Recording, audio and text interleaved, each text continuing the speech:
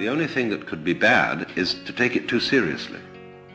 In other words, if you take the fundamental idea that the whole universe, all its forms, all the forms of biology, all the different species, the giraffes, the rhinoceroses, the baboons, the roses, the eucalyptus trees, etc., everything is a form of biological game. It's a dancing thing going on, different styles.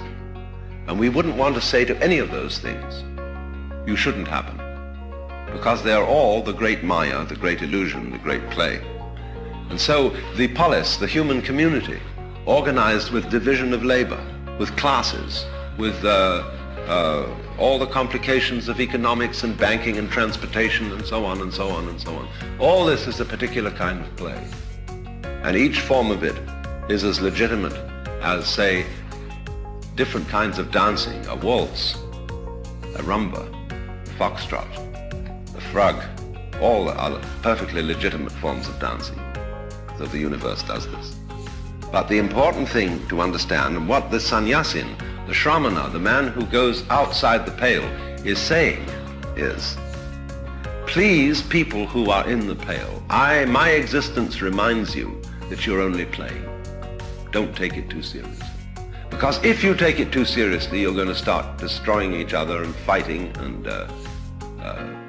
saying this city against that city, this country against that country, so on, because you're too involved. So every sane society allows a certain number of people to deviate. Monks, some sort of outsiders. It says you don't have to join, you don't have to play the game.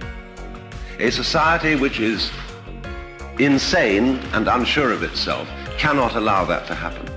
It says everybody must join, everybody must work, everybody must belong. And then freedom disappears.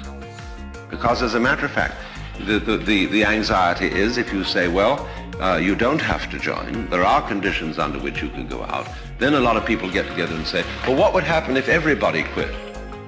I ask, what would happen if everybody decided to take American Airlines Flight 3 to New York tomorrow?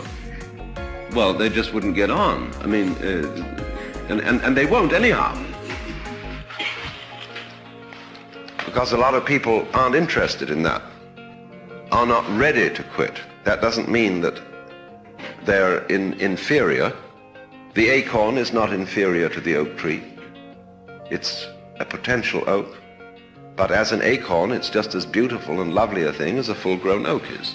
A baby is as lovely as an adult, sometimes a great deal more lovely.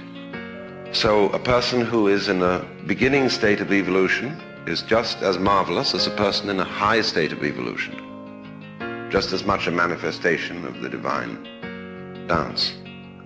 So when a society allows a certain number of people to withdraw, it should have no anxiety that everybody will want to withdraw, because some people are absolutely fascinated in competition, in being involved, in playing the game. They should be. It's fine for them. But we are witnessing in the United States today a great motivation for withdrawal.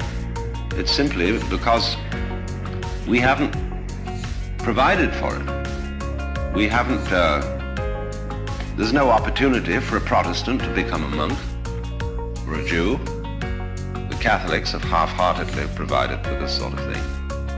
And there have to be people who stand outside the game and do not identify themselves with a class, with a name, with an ego, with a persona, with a role.